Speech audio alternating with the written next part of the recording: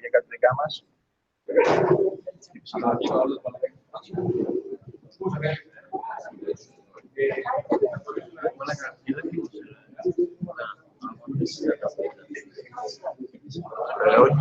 Όχι, το πρώτο προσπάθεια.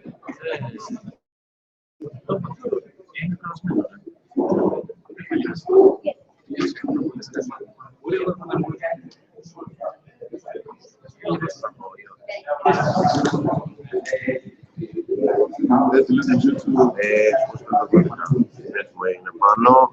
Περίμενε να σου δώσω το link να μου πεις ότι θέλεις. Από εμένα παίζει. Εγώ το αφήνω 20 λεπτά. Δεν στο δείχνει. Ακούγεται τόσο στηρίζει.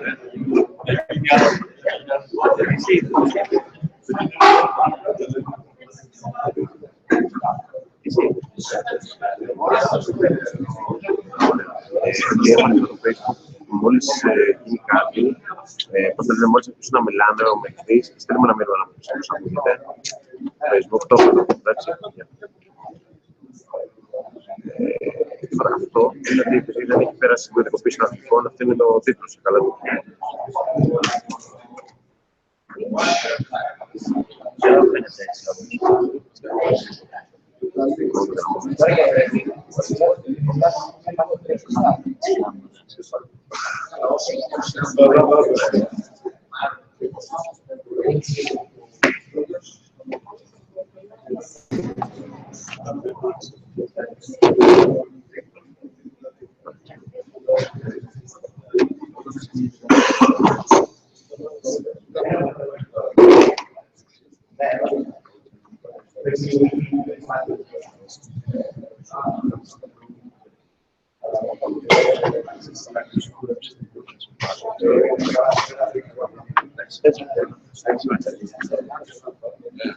Όπως στείλει τα links στο λογαγό.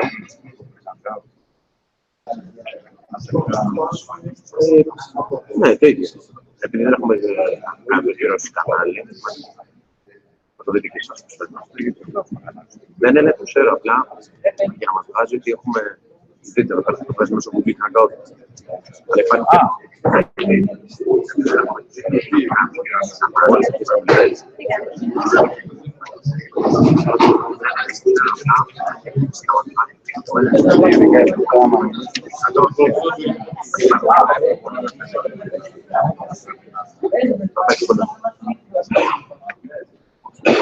αν πάει το σταματήσουμε.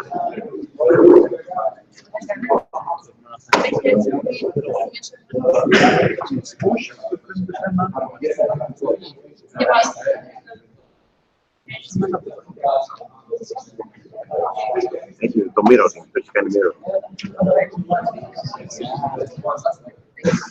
Δεν ξέρω πώς θα αλλάζει το mirror.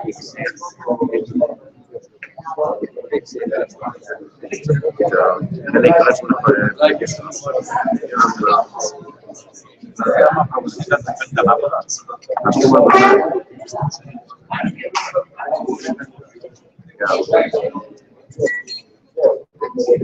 Να δω τι μας θέλει να κάνω.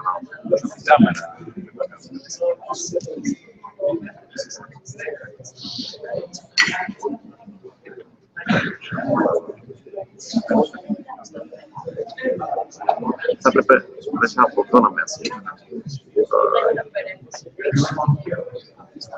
Εδώ θα έπρεπε να μου αφήνει η κάμερα.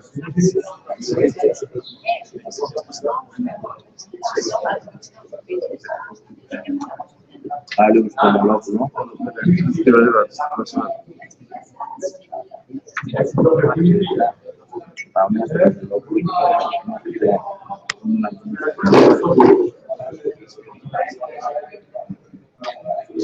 Δεν θέλω να σε έχει το driver της κάμερας. Ζωή ήρθε να έρθει. Αν θέλετε, έχετε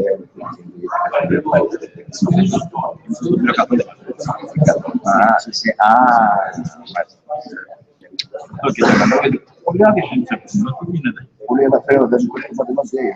Πάγινα, Είναι καμιά αριθμητική κάμερα. να ξέρετε. Το πολιτικό μας θα πάρουμε και δύο λάθος από τη...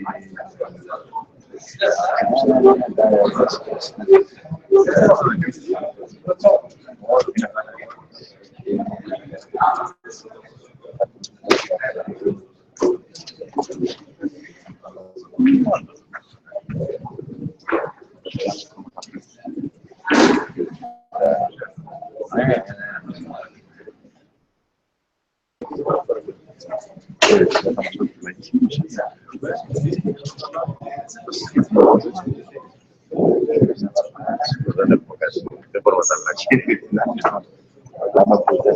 τα αλλάξει.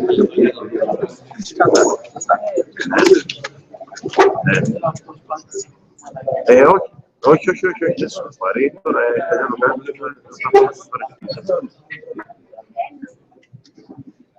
Έτσι.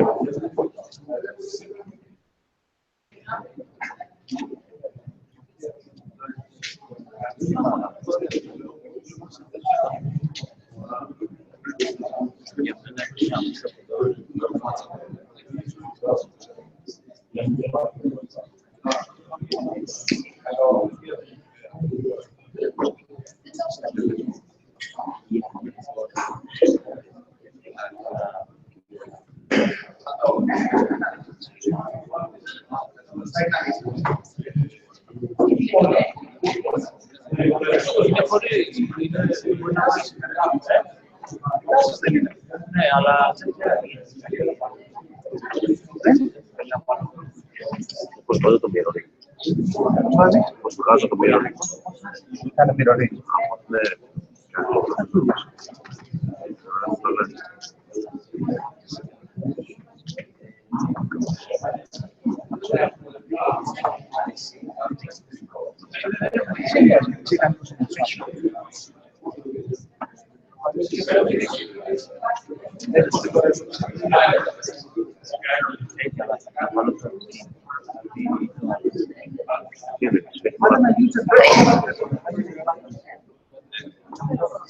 Απλά δεν θα το πείσουμε καθόλου.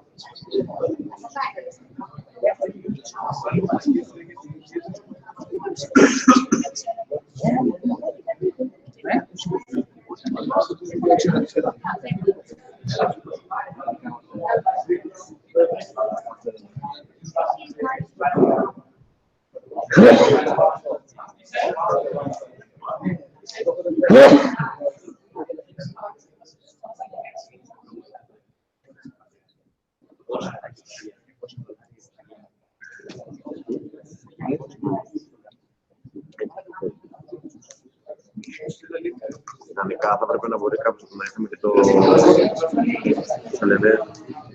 και το πέρα να κόβει και να μας έχει λίγο το προτζέκτο.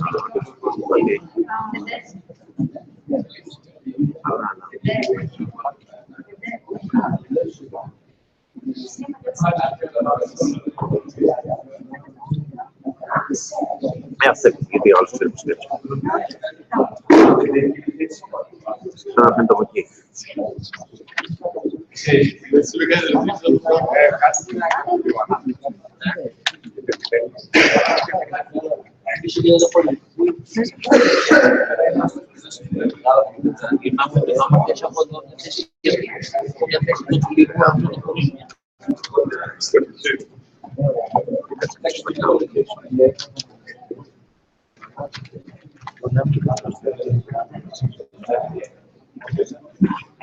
Για πήγαινε έτσι μέσα.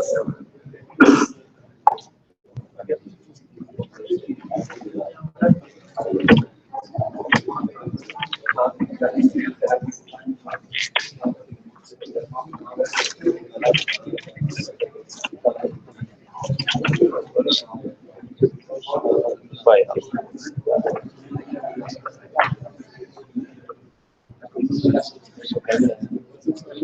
Σίγουρα κάποια.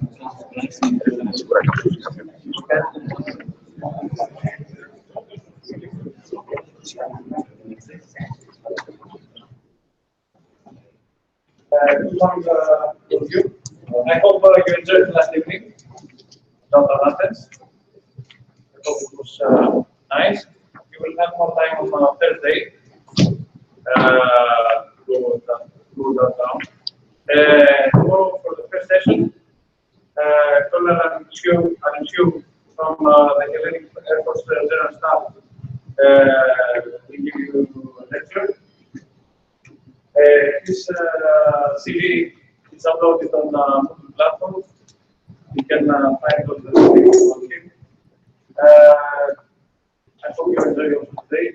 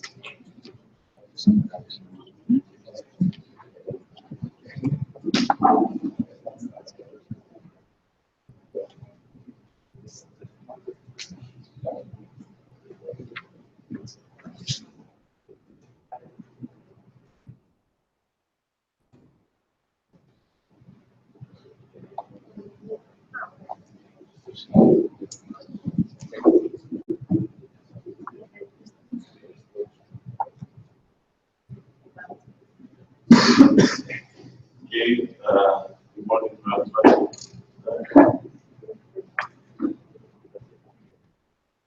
Can you give me?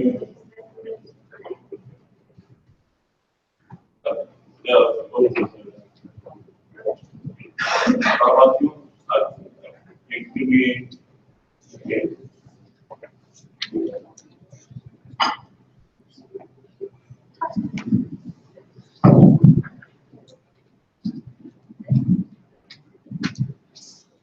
Okay.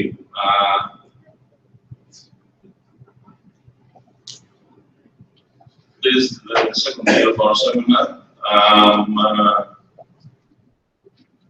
I was asked to present a topic which is very crucial in international humanitarian law. So today's topic will be the principle of distinction. Why is very crucial because it defines the theory and practice of all actors in the field, and defines their way of acting in a hostile environment, in the way that we conduct operations, and most importantly, it defines the way that we, or the actors, protect civilians.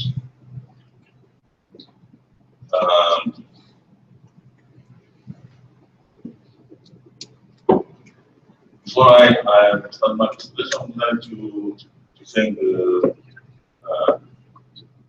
this institution, Air Force Academy, Ευελπίδων School, for the seminar, and hopefully we will have a couple of hours to spend today concerning not only distinction but also other aspects of international humanitarian law. Now, if you have any questions or queries or something to clarify during my presentation, you can raise your hand and ask your question regardless of the written of my presentation. That way you can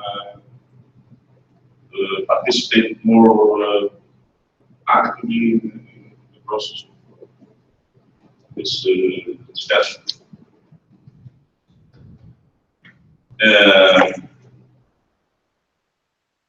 As I was informed yesterday, you have seen many interesting things concerning the two pillars of the national law of armed conflict: use appellum and use bellum.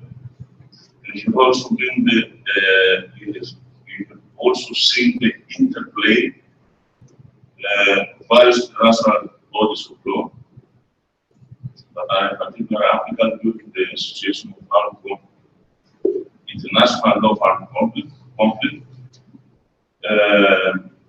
or as lately after the 70s, to develop as a unified corpus of law,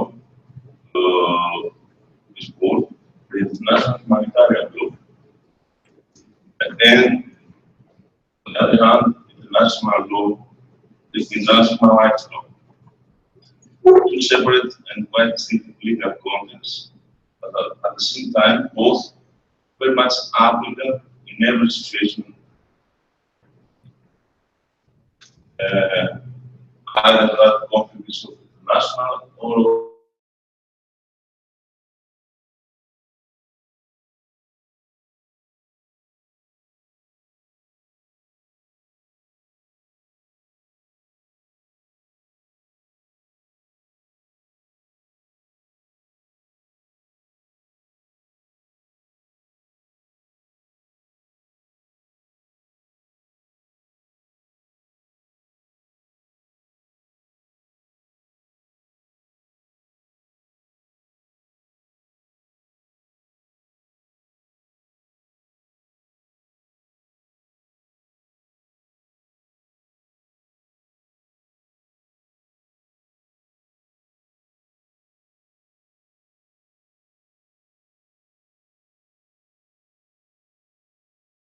human nature.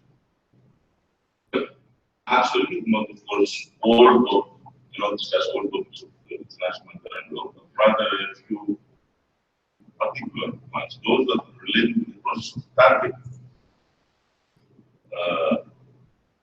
And actually the lawful target during a conflict. And especially the element of necessary distinction between military objectives and civilian targets. Or civilian objects.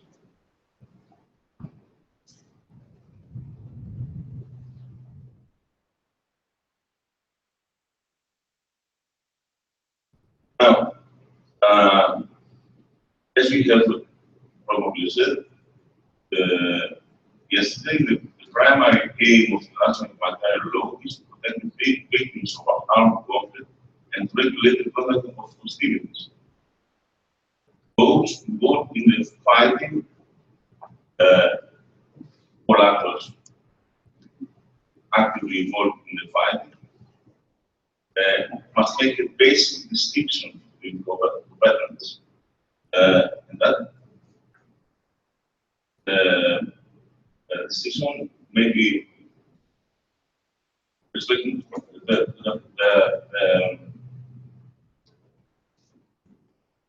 targets or those that are lawfully attacked,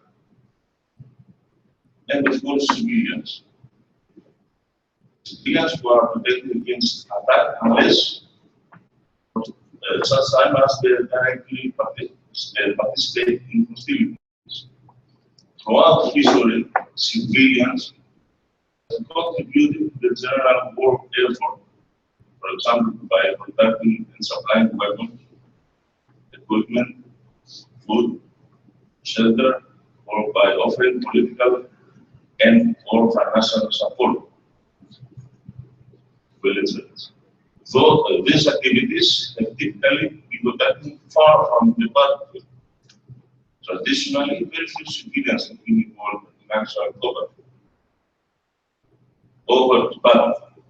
Over recent decades, the nature of warfare has changed significantly, and several factors have been contributing to blur the distinction between civilians and combatants. Military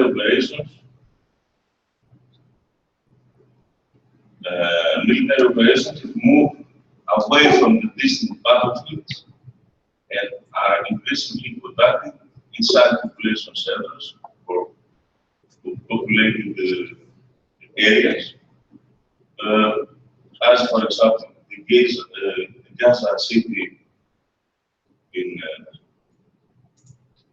Israel, Grozny, or Mogadishu. Civilians have become more involved in activities closely related to battlefield combat. Battalions not always clearly distinguish themselves from civilians. They, for example, operate as farmers by day and fighters by night. Moreover, in many conflicts, traditional military functions have been outsourced to private contractors or other civilians working for state armed forces or for organized armed groups. As you can see, the actors in the battlefield is not has been changed rapidly from the traditional concept that we have known until Second World War. In the course of examining contemporary armed conflicts, one can observe that the distinction between civilian and military functions is sometimes quite unclear, while the increasing presence of civilians in the operational environment, their active, direct, or indirect involvement in military operations, cause confusion as to who is a legitimate military target and who must be protected against direct attacks. As a result of this confusion, civilians are more likely to fall victim to unnecessary or arbitrary or unlawful attacks, while soldiers or battalions, unable to properly identify their enemy, face an increased risk of being attacked by persons they cannot identify, they cannot distinguish from civilians. Or, in many other instances, to instinctively engage targets in the heat of the battle, which are unidentified, respecting their legal identity. And those targets are impossible to clarify whether they are clearly military or not. And unfortunately, in many cases, they can be verified whether they are military or civilian targets only after they're hit.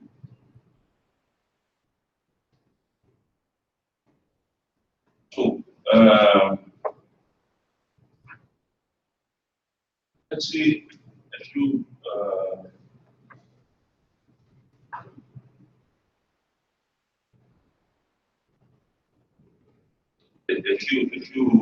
information concerning the principles of international maritime law. Probably yesterday you must have discussed some issues on the principles of maritime law, but let's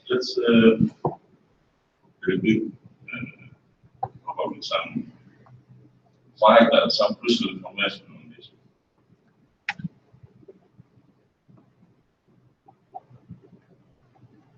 So,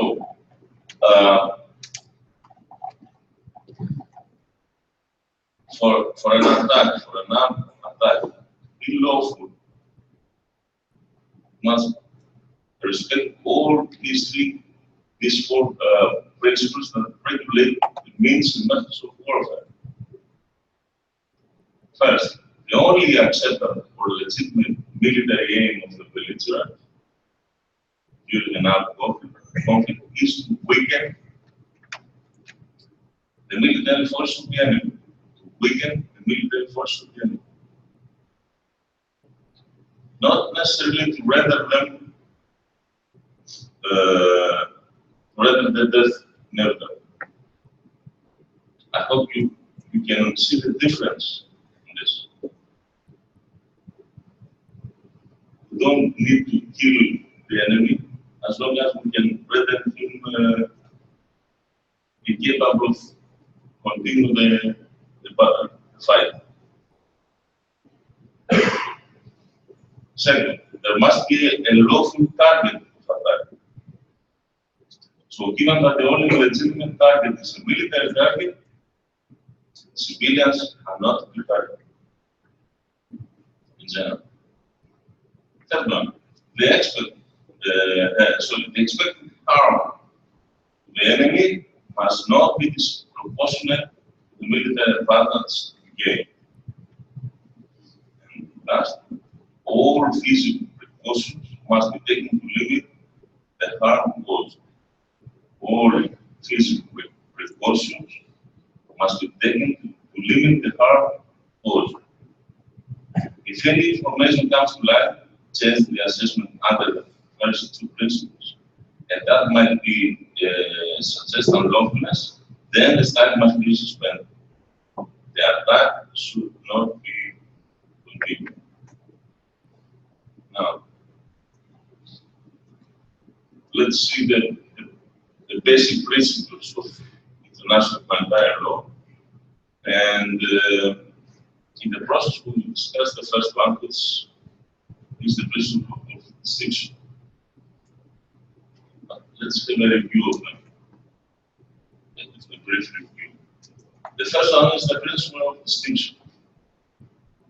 The distinction between civilians and combatants, between unlawful and lawful targets during a conflict. The principle of distinction requires those who wage a war to distinguish between people who take part in the hostilities and those who do not or no longer take part in them. That includes also the hors de combat. So, hors de combat are French term which relates, which refer to those that are not longer carrying arms in the battlefield. Previous combatants that, for some reason, they don't carry arms anymore. There are the wounded or very other.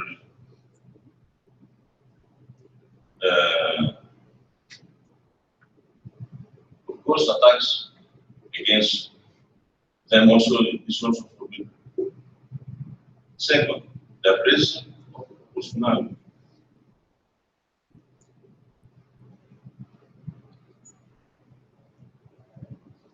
Or in another way of expressing them, it's a prohibition on the infliction of unnecessary suffering to those that are the point of the attack.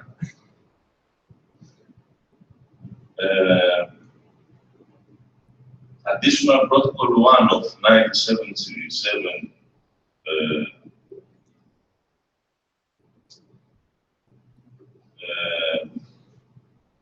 in Article 51 paragraph 5 states that a military target cannot be attacked if the risk of civilians or civilian property being harmed as a result of the attack is larger than the expected military advantage. So, we're having a curriculum, a balance between the military advantage and collateral damages from civilians, from non-legal targets. So, we have to assess based on the principle of proportionality, which is the accepted amount of casualties that we can bear in terms of collateral damages or civilians that are not being that are not supposed to be the aim of the target. So, if the target attack is a civilian object, is needed on proportionality, as any international direct attack against a civilian law object is a violation of national law, very probably war crime. So, we have to distinguish between the cases that the attack is aiming to civilians, which is aiming directly to civilians, which is, as I said, completely prohibited. It's an unlawful attack and violation of the national law and the war crime. And a direct hit to the military target, to the military object, where you have side effects, collateral damages, civilians as victims, and in that case, have to have a difficult task to make a choice whether we can keep the target or not. Remember this difficult choice when we will discuss on the last principle of the military necessity. Okay. Now, the principle of precaution, we will discuss this in the latest session today, but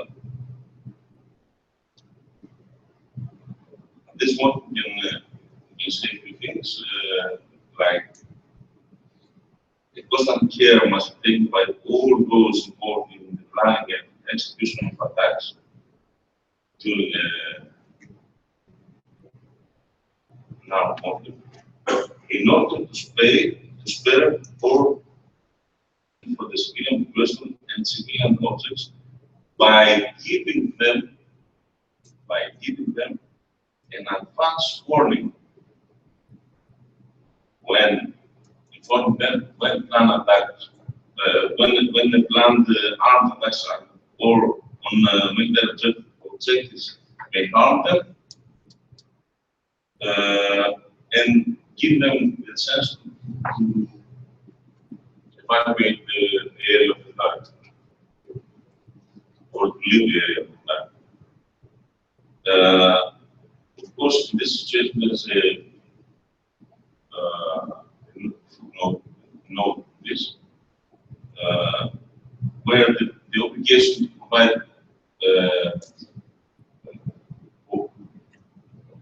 warning to civilians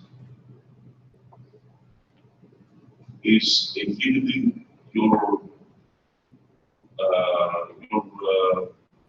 tactical needs. that case, there's a reduction, let's say, in the time that available to make aware of the civilians that an attack is imminent. So the obligation to for the advance warning is there, but the time that is necessary to have this preliminary warning is not actually defined. It's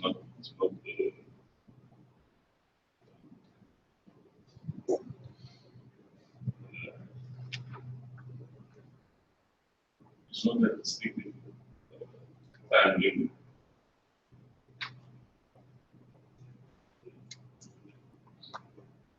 Now, the last from these four principles is the principle of humanity. Principle of humanity is an aspect that we should find in all international humanitarian law provisions, in all aspects of humanitarian law in general. Under that principle, all humans have the capacity and ability to show respect and care for all that are in a battlefield, either they are civilians or battles.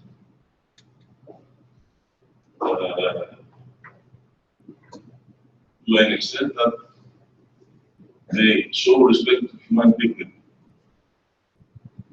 The notion of humanity is central to the human condition and separates humans from other creatures of nature. So this is the essence of respect that international humanitarian law provides for the element of human dignity. It should be fair in all activities involved in an armed situation. Last principle is the principle of military necessity. And Article 52 of Additional Protocol 1, 1977. Where there are provisions on concerning listing of those objects that can be subject to lawful attacks. The notion cannot be applied to override specific protections that we have earlier mentioned in the other previous principles, or it cannot create exceptions to rules where the text itself does not provide for anyone. So we have to be very cautious in how we can deal with this principle. Now, let's move to the principle of distinction. This is our main subject.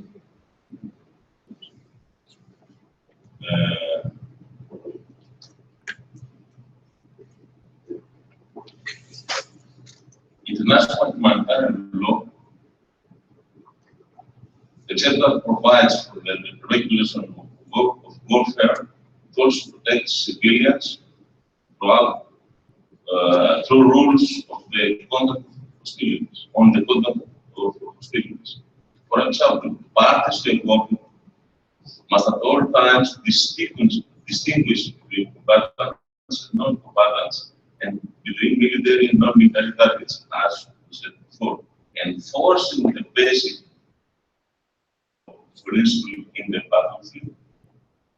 neither the civilian population as a whole, nor individual civilians may be the object of a legitimate attack.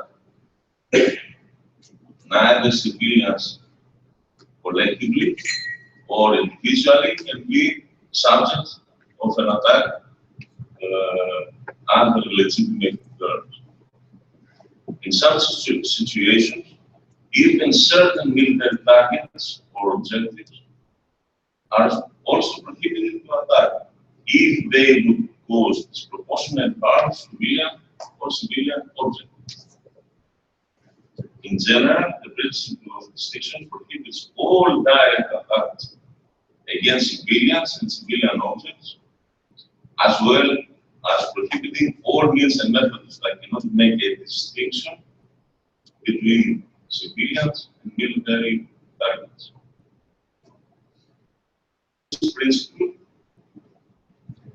warring party, belligerent parties must distinguish at all times between civilians and combatants, must have this operational ability to distinguish between them and between civilian objects and military ones. As a result, they are obliged to direct military operations only against military targets. In case of doubt, a person must be considered a civilian and therefore not be targeted. I say it again. In case of doubt, in case where those that are in the process of targeting, if they don't have sufficient information, if their procedure cannot reach into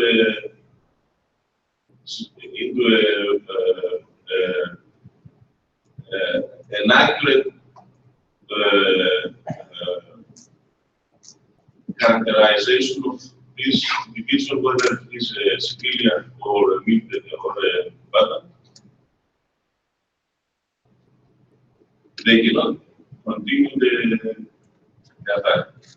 Attacking those subjects and non-clarified, completely clarified identity is also unlawful. So, attacks on civilian objects, not persons, but installations of civilian character, of civilian capacity, like houses, hospitals, schools, places of worship, cultural or historical monuments, etc., are absolutely prohibited. The use of weapons that do not have the capacity, to distinguish the civilian and military objectives and military targets is also prohibited. So, as you understand, we have two elements of necessary distinction. The first element concerns the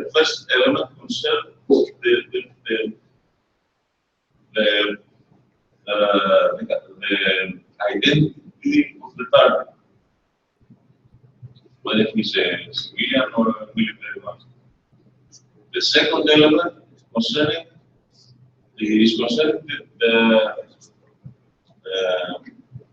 the weapon that is used in an attack. If the weapon cannot make that distinction, the necessary distinction between targeting military or civilian objectives, the use of that weapon is problematic.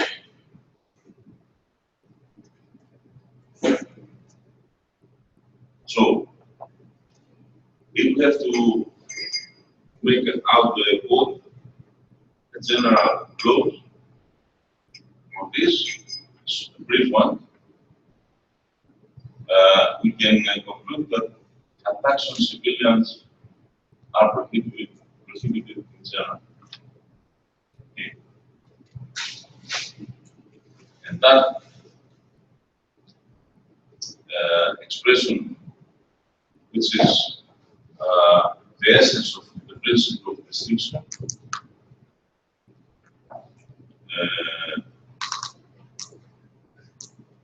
along with the imperative principle of protection of civilians, which is almost the other side, the flip side of the coin. It's also fundamental for the fundamental law for the international humanitarian law. Now,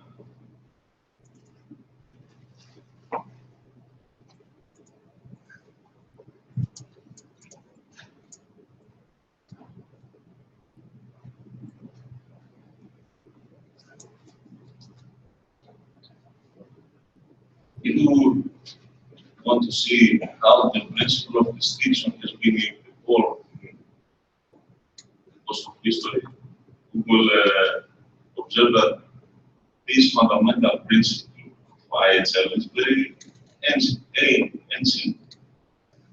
It has its roots in military history practice of almost every human civilization, from ancient historical times.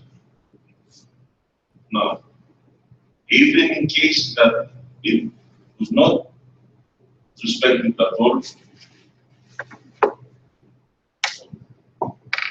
it was breached as a matter of deliberate means of a rather rare excessive penalty to the opponent, or a triumph to the victorious part of the battle. In those cases, it was breached consciously. That was a practice that was at the very edge of permissive violence. And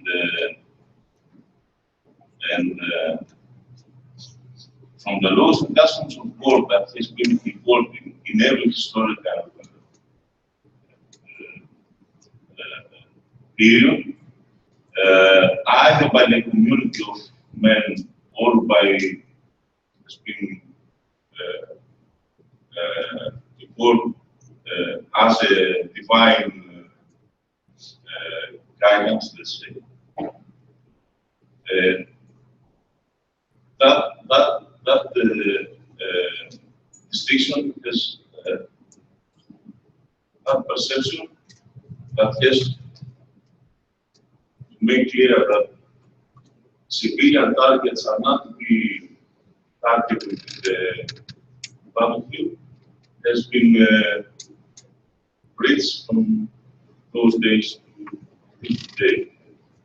In the modern era, where the contemporary laws of war were firstly drafted and initially formulated, the necessary distinction between civilians and combatants was made as early as 3.5 centuries ago by the famous Dutch legal scholar Hugo Gross. It was called the Julio Rebellious Practice in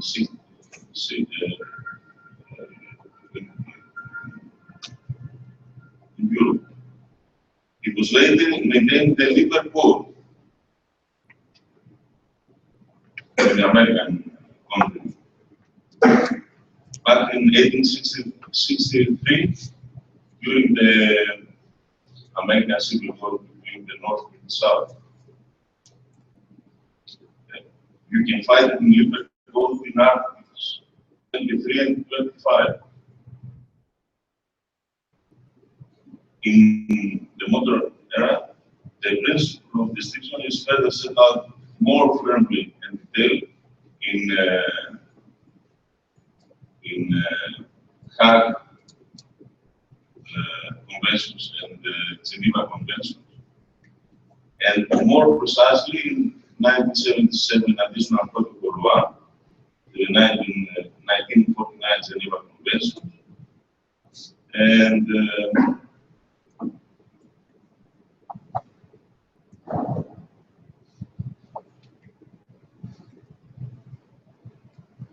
particularly in chapter 2, concerning civilian and civilian population, Article 48, which provides for the basic rule of enforcing distinction during warfare, Article 49 and 50, who provides for who is a civilian and what is a civilian population, and Article 51, who describes the protection which should be given to civilian population.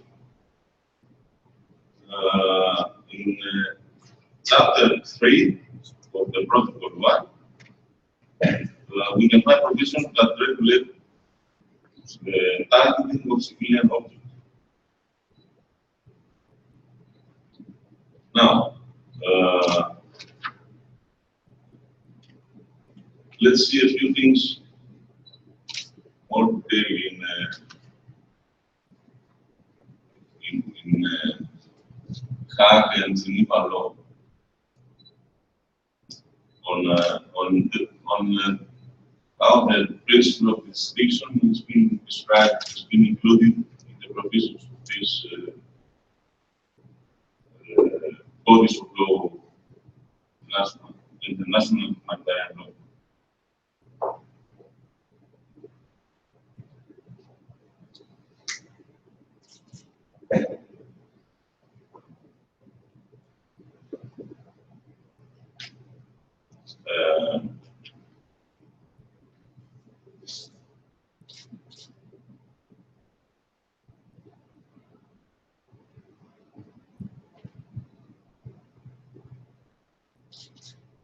As I said, we can detect, we can find elements of the principle of distinction both in Hague law and Geneva law. And during its first documents of Hague and Geneva law, back in 1899 and 1907, the Hague Convention or Geneva Convention from 1864 up to 1977, additional protocol to the Geneva Convention of 1949.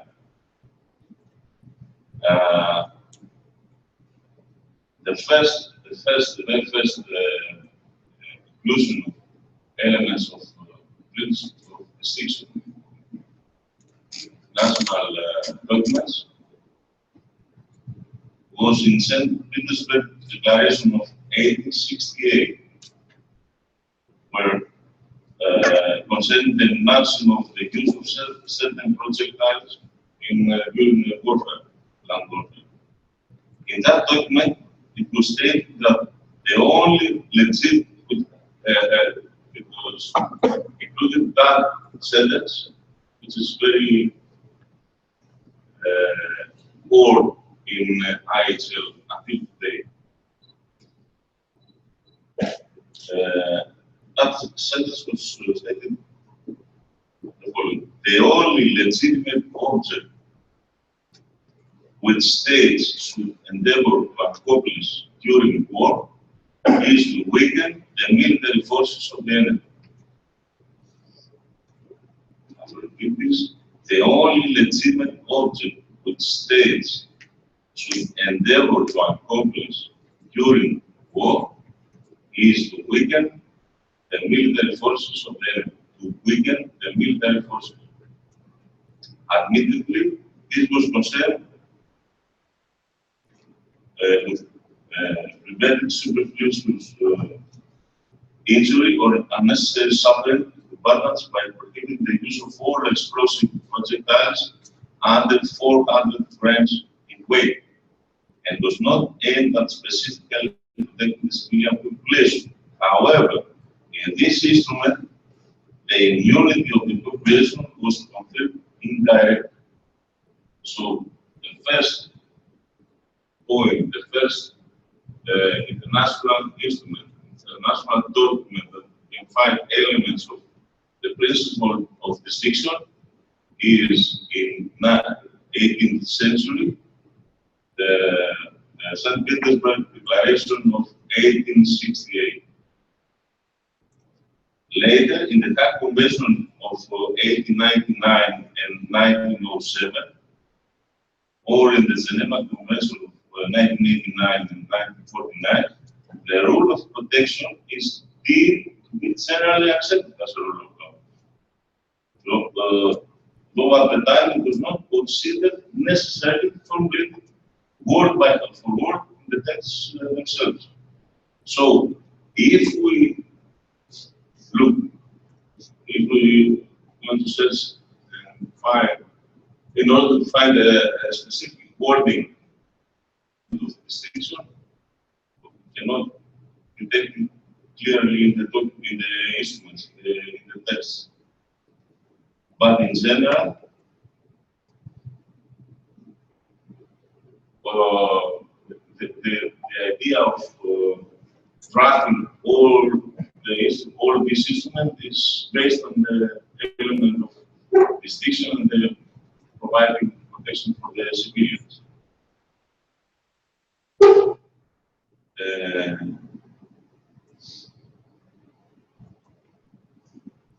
Most particularly in the Hague Convention of 1907, where there are regulations annexed to this convention, they do not specify that distinction clearly, but in Article 27 of these regulations, the wording provides that the attack or bombardment by whatever means, towns, villages, dwellings, or buildings which are undefended should not be taking place. So, indirectly, we can find also the provisions on the distinction between civilian and military targets and whether they are lawful or not. After the First World War, there was little need for that practical implementation of the customary rule of distinction, as the population barely suffered from the use of weapons, unless it was actually the combat zone itself. So, and that defines the distinction, the nature of distinction between the First World War and the Second World War, which is mainly that in the Second World War, civilians were, in many cases, the object of a deliberate direct attack.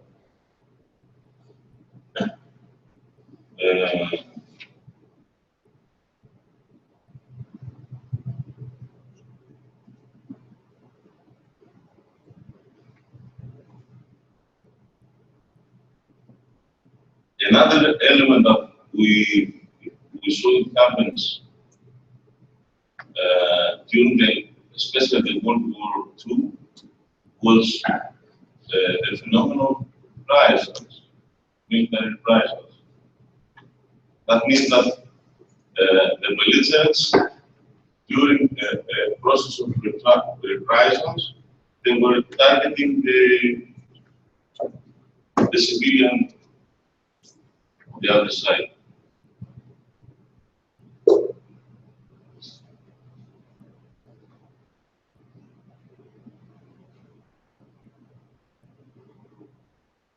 Now, let's have a few information on the Geneva body of law. In Geneva Convention, which were adopted before 1949, which were concerned with combatants only, not with civilians, we have some provision concerning the protection of population against the consequences of war and their protection in occupied territories. And those were contained in the regulations of Convention of 1899 and 1907. In the 1929 Republic Conference of ICRC in Geneva, the Geneva Convention was revised, particularly on the issue of wounded and sick in the battlefield. And at that convention, the treatment on the prisoners of war was included in the text. But at the text, there was a limited expression on the principle of distinction. The word was as such: studies should be made, including the Convention on the protections of civilians in enemy territory and in enemy occupied territory. So the Convention itself provided the proposal to include the provisions for the protection of civilians in a future convention. And the future convention was after World War II, in 1949. As you know, in 1949 Geneva Convention, we have 4 separate documents: Convention 1, 2, 3, and 4. And the first 3, the subject of the first 3 ones were concerning the wounded and the sick in the battlefield,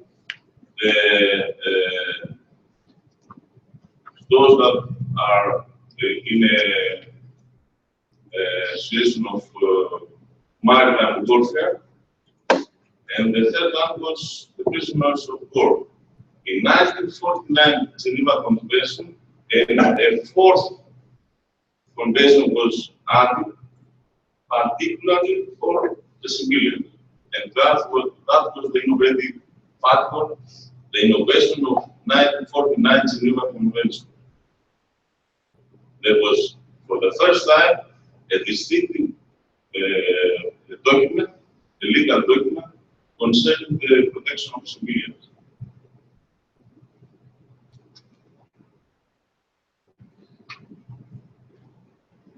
Now, let's see how all these 2 bodies of law, Hague law and Geneva law, was merged during the documents of the 1977 2 protocols of 1977, and particularly the Protocol 1. At that protocol, as I said before, earlier, we're getting, for the first time, clear references, clear text, clear provisions on the principle of distinction. These provisions are in Article 48, 49, 50, 51, up to 56 of the additional Protocol 1. So let's see whether we can.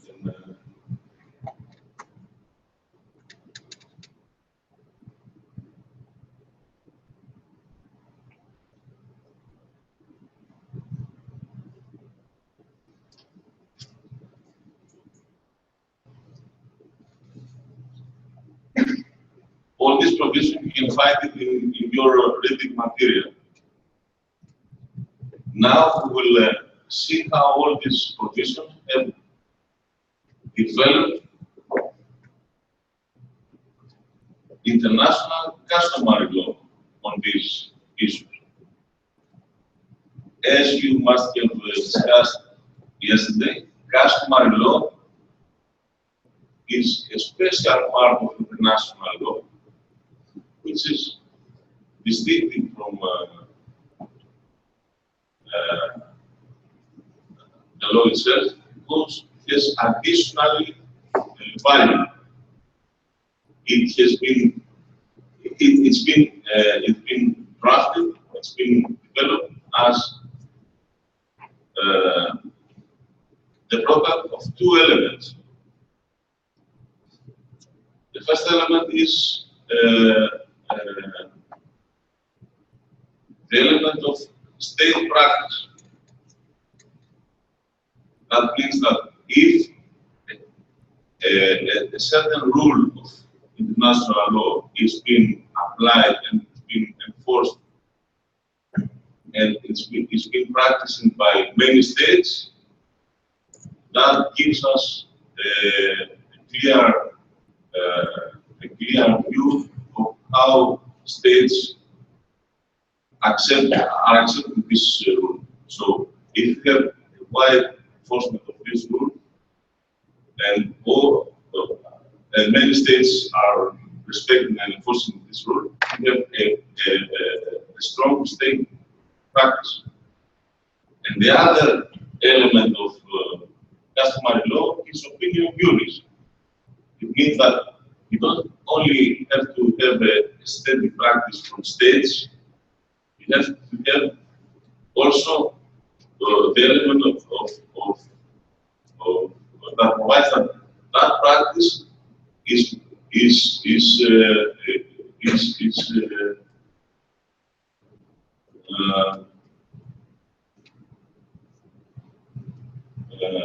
expressing a certain legal rule. So,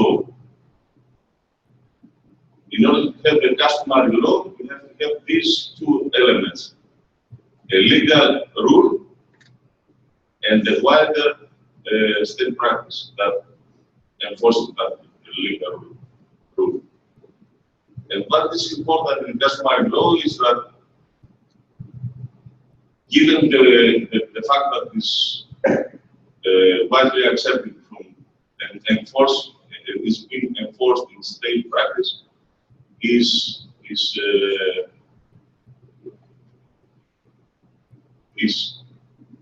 obligatory to everybody, regardless of whether it's been signed by some and not signed by others in the international system. So, if a legal rule is being upgraded to customary law rule, it means that it has a wider and more obligatory capacity in international law. So, as we said, the principle of distinction is, we can find it throughout all the major instruments in international law, but more precisely in Additional Protocol 1 of 1977 protocol. Given the fact that the elements of the principle of distinction has been included in the text of 1977 Additional Protocol 1, we have a strong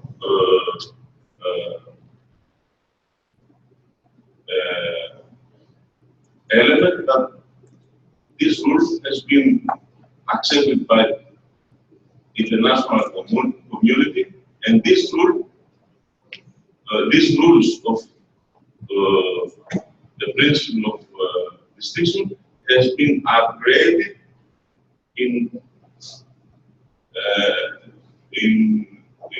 as customary law provisions. How can we find this customary law and see whether that provision has been included in customary law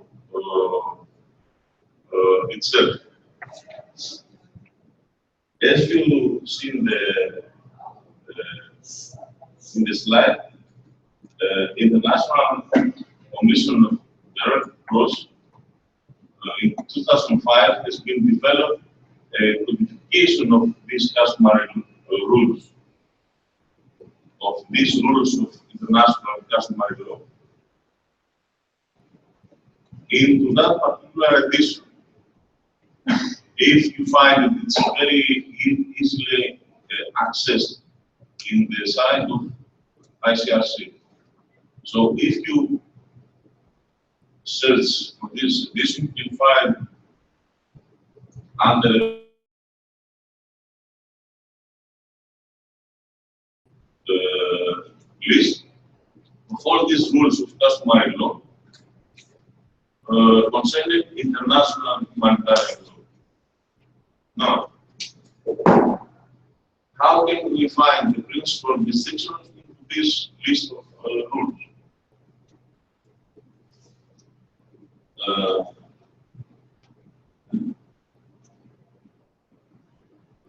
Okay. Let's have a 10-minute break and then we can review the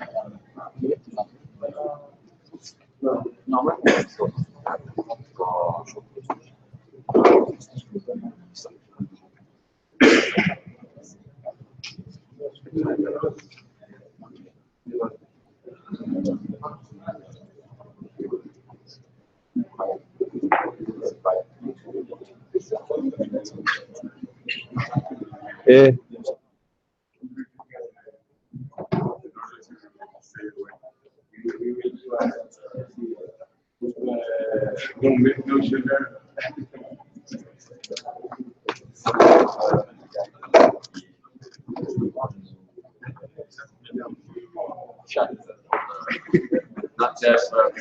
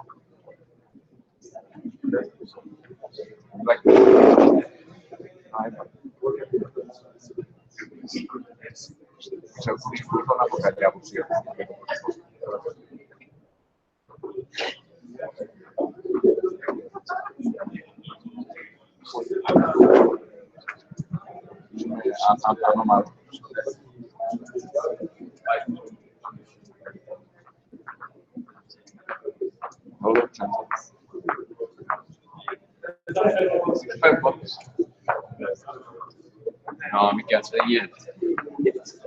È troppo grosso.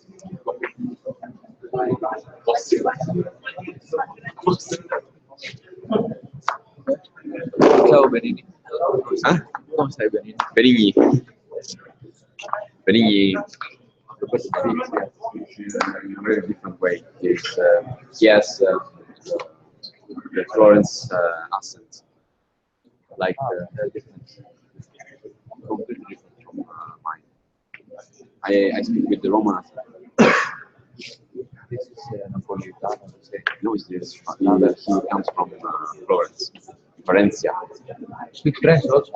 Yeah. And Felix, he did the movie.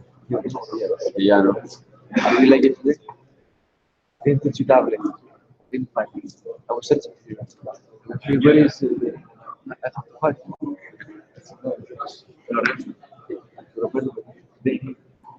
I know why. No, it's like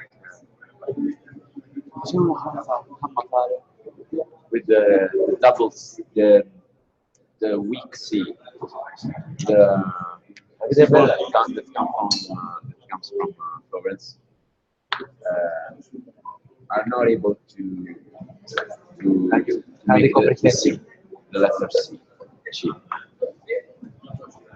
Maybe a word is pronounced the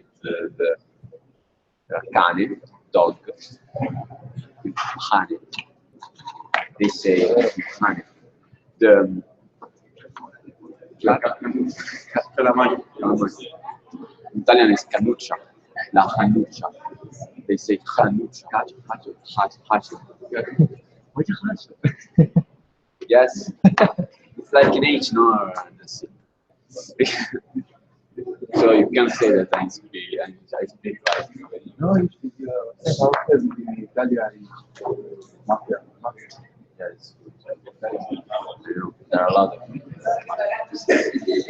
There is not only one, but nobody. Everybody of us. Both of us come from the south of Italy. I come from home, but my grandparents are Afghans.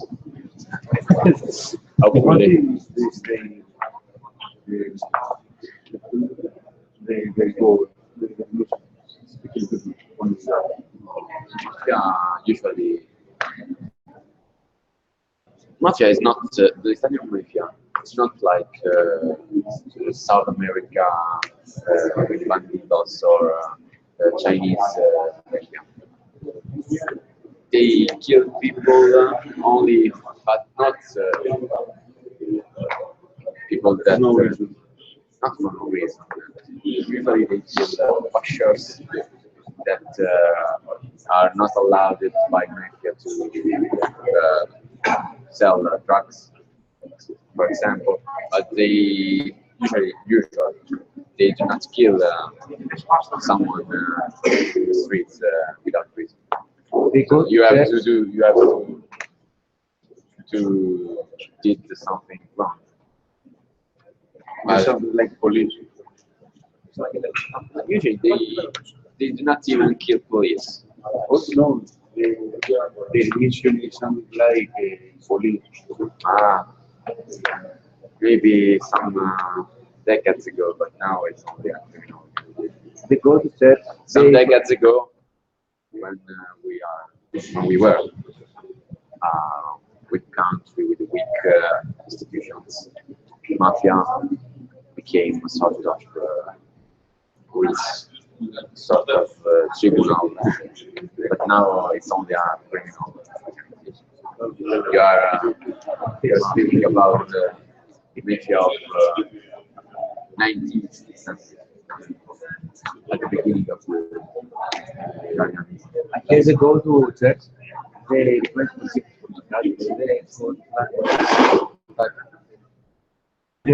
they have to request forgiveness for the sins. And then they plan the next time. But you can imagine the profits that mafia have. Something like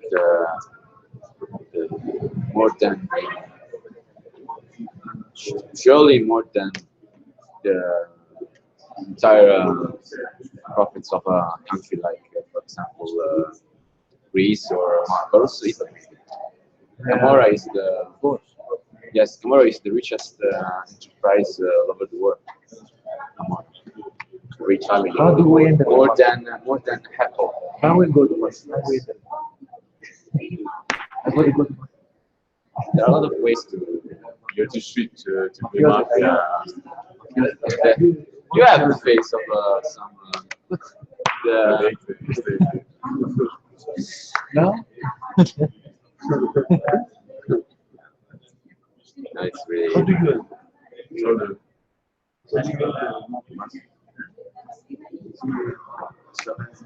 You have to live in poor neighboring like Scampia, little town near Naples, or in the countryside of Sicily.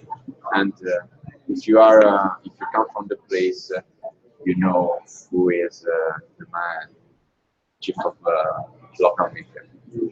You go to him and you ask if you can have a job. And usually he employ you. He will make you do things in order to ensure that you are loyal to him, and you will do what he says. Yeah, also. But usually there are a lot of ranks. The lowest ranks is, for example, the people that monitor and check if there is some police that is approaching buildings, and yes, We call them pups. pups. Yes, pups.